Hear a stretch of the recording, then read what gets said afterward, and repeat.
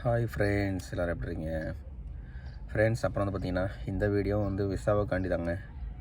அதாவது என்னென்னு பார்த்தீங்கன்னா, நம்ம ஆளுங்க வந்து விசா கேட்குறாங்க. இன்ஸ்டாகிராமில் வந்து அடிக்கடி மெசேஜ் பண்ணுறாங்க, அண்ணா விசா எடுத்து கொடுங்கண்ணா, விசா எடுத்து கொடுங்க ஜின்னு சொல்லி நிறைய மெசேஜ்லாம் போடுறாங்க. ஆனால் அவங்கள பொறுத்த வரைக்கும் விசாங்க வந்து ஒரு சாதாரண மேட்டராக நினச்சிக்கிட்டாங்க. நான் வந்து நீங்கள் விசா கேட்கும்போது வந்து விசாங்கிறது வந்து சும்மா ரோட்டில் போகிறவங்களாம் கூப்பிட்டு கொடுக்க மாட்டாங்க. அவங்க வீட்டில் வேலை செய்கிற டிரைவர்கிட்ட சொல்லுவாங்க. அந்த டிரைவர் அவருக்கு தெரிஞ்ச ஆட்கள்கிட்ட சொல்லுவார். அது மூலிமா தான் நம்ம காதுக்கு வரும். அப்படிங்கிறதுனால நம்ம வந்து ஒரு ஆள்கிட்ட சொல்லி வச்சு தான் வாங்குதோம். அப்படிங்கும்போது நான் வந்து காசு பார்க்காட்டாலும் வாங்கி கொடுக்குறவங்க காசு பார்ப்பாங்க. நான் வந்து நீங்கள் என்கிட்ட கேட்குறீங்கக்காண்டி நான் உங்களுக்கு வந்து கைமாற்றி விடலாம். எனக்கு தர்றவங்க என்னையே பார்த்துலாம் தரமாட்டாங்க. அவங்க வந்து காசுக்காண்டி தான் பார்க்காங்க. ஒரு விசாக்கு வந்து 5000 10,000 வைப்பாங்க. அது 2-3 நாள் கைமாறி வரும்போது 30,000 30,000 வந்துடும். நீங்கள் அதை வாங்கி நீங்கள் செலவு பண்ணலாம் வரும்போது கிட்டத்தட்ட ஒரு லட்ச ரூபா கிட்ட வந்துடும்.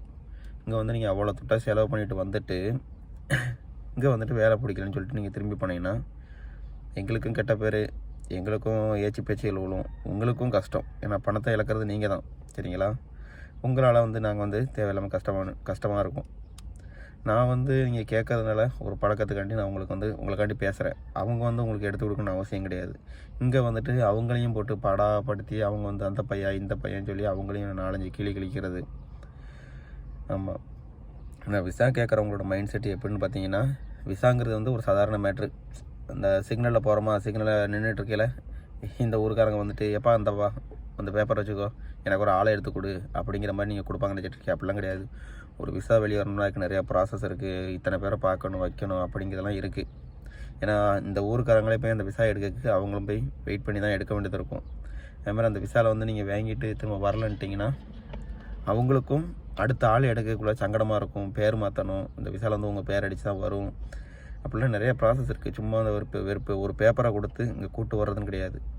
இதில் வந்து இன்னொன்று வந்து ஸ்பெஷல் ஐட்டம் ஒன்று இருக்குது. அது என்னென்னு பார்த்தீங்கன்னா, இந்த விசா கேட்குறாங்க பார்த்தீங்களா, இவங்களுக்கு நாங்கள் விசாலாம் கொடுத்து எல்லாத்தையும் ரெடி பண்ணி இங்கே கொண்டு வந்து இறக்கி விடுவோம். அதுக்கப்புறம் தான் அந்த சொந்தக்காரனோ பூரா வருவானோ.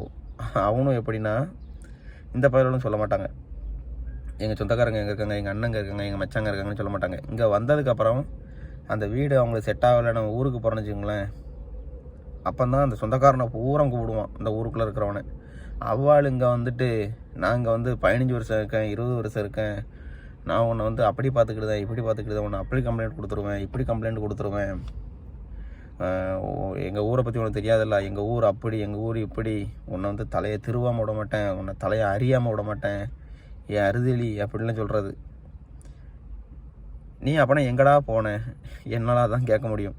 அவன் வந்து விசான்னு கேட்குறான்ல, அப்போனா நீ அப்போது எங்கே போனேன் அப்படிங்கிறது தான் என்னோட கேள்வி. அப்போ மூலம் இவ்வளோ வரமாட்டாவோ. அவன் விசா கேட்டு அவன் வேலைக்காண்டி தவிச்சிக்கிட்டு இருப்பான். வீட்டில் வந்து குடிக்க கஞ்சி இருக்காது. அவன் ஏதாவது ஒரு வேலையை பார்த்து போகணுன்ட்ருப்பான், சரிங்களா? அதெல்லாம் வந்து பார்க்குறது கிடையாது. அவள் அங்கேருந்து துட்டுக்கிட்டலாம் செலவழிச்சு இங்கே வந்து இறங்கிடுவாவோ. நல்ல வேலை தான் கிடைக்கும். ஆமாம், நல்ல வேலை தான் கிடைக்கும். அந்த வேலையோட ப்ராசஸை நான் இதுக்கப்புறம் சொல்கிறேன். நல்ல வேலை தான் கிடைக்கும்.